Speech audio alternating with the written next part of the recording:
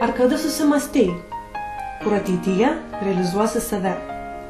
Jei manai, jog esi gabus, išradingas ir kūrybingas, jei myli gamtą ir nori pokyčių savo aplinkoje, tai gal norėtum pabandyti kurti savo ateitį, studijuodamas kraštovaizdžio architektūrą.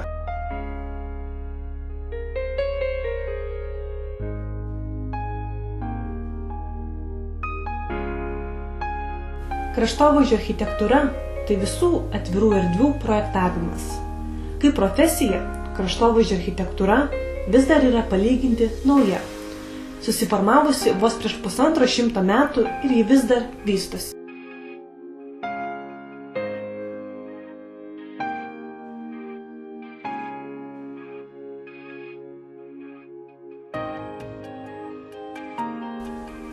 Kraštovaizdžio architektūra yra kartu menas ir mokslas. Pabaigęs studijas studentas dirba su architektais, inžinieriais, urbanistais, mokslininkais.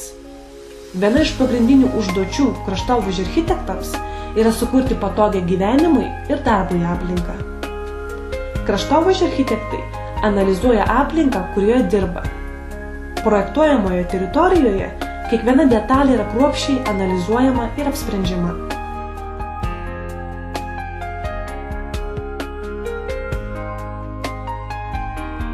Kraštovaizdžio architektai vaidina vis svarbesnį vaidmenį mūsų supančiame pasaulyje.